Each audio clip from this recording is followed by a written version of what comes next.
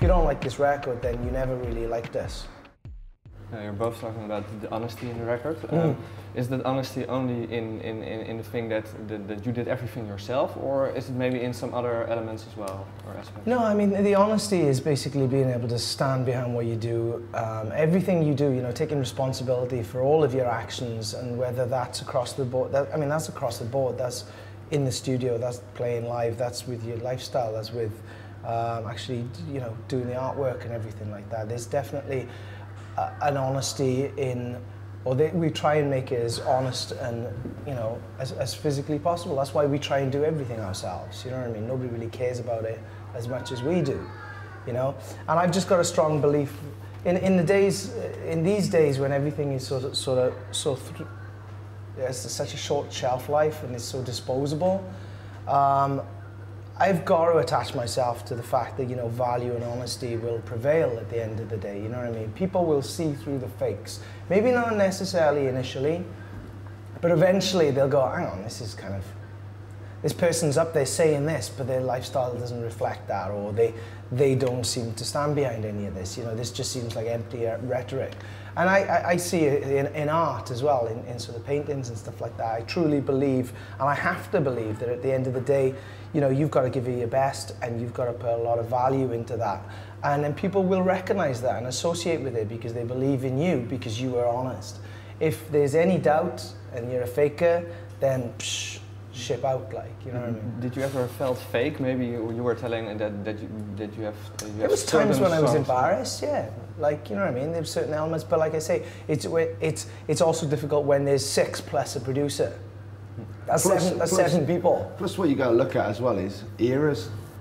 You know what I mean? You could look back to the Bee Gees in the 70s and like look at how they were dressed, or like bands that played a certain style of music. You know what I mean? Like, this band's been around 10 years and gone through, you know, a couple of eras, and it's basically, you know, each album has its own sort of like style and appeal, you know what I mean? And so what necessarily was on the last album and you're super hyped on at the time might not necessarily, looking back, be what you sort of reflected on now, going, right, oh yeah, I love that.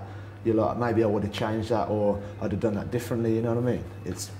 Yeah, but as you say, at the time, as long as you believe in what you're doing at the time, then nobody really has the benefit of hindsight, or all the information wasn't at hand when you were making those decisions. Looking back, we've done some, you know, there's been some stupid shit. You know what I mean? Not necessarily musically, but some of the decisions we made, we didn't have all the information in hand, and we went, yeah, let's have photographs with puppies. That's great. You know what I mean? And then we were just like, oh God. But then I'm not going to regret it, because I am where I am now, and everything that we made up of, and the journey that it took to get us to recording this record was the only journey that would have arrived at this point, you know? And it's some difficult things. It's all honest. Yeah. Like it's all an honest path, you know what I mean? Because it's trial and error, and, you know, the whole time, you know? You talk about honesty, you know, we went into the studio, we spent like $400,000 up with a producer and finished a record, and then just went, that's nice. You know what I mean? Most bands would go, well, we'll have to put this out, you know what I mean? It's a difficult decision to say, fuck that, $400,000. Of course it is. Think about it, you know, I got a family to feed and stuff like that. You know, potentially we'd spend a year and a half, maybe 2 years doing it.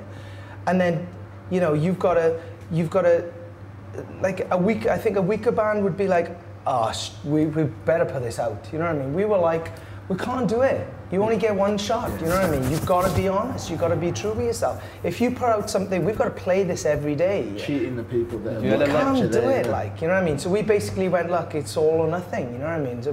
And we threw it in the bin and we started again, and it was frightening. Yeah. Did you had a lot of conversations with everyone, with the rest of the band about that, or was it? I mean, it was, I'm not going to say it wasn't contrived or anything like that. It felt like a natural progression. We got to the stage where we basically just went, ugh!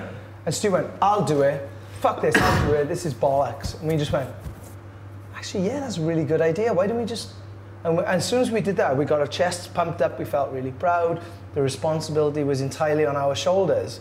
And that was really exciting, you know what I mean? And that's where the album was born, through that kind of, that tension that hasn't really been there since the beginning when we were doing the first record ourselves, you know what I mean? It was a necessary...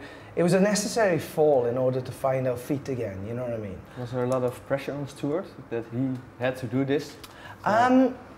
He maybe foresaw, it was smoother than you'd think. Okay. To be perfectly honest, I mean, a band's full of egos. You're always, most bands are. You got 6 passionate artists in a room together. There's a lot of egos involved, you know what I mean? And that was going to be what I imagined to be the difficult thing, that Stuart being in the band and then having to come out of the band to sort of manage all of that artistic, you know, inspiration and stuff. I thought it was going to be more difficult, but it went really smooth. It was almost as if everybody knew what they needed to do and everybody played ball, and you know what I mean? We were so relieved to have everything back in our own hands, you know what I mean? And so inspired by that, and the creativity just, you know, flowed. You know, Stu did a cracking job, but you know.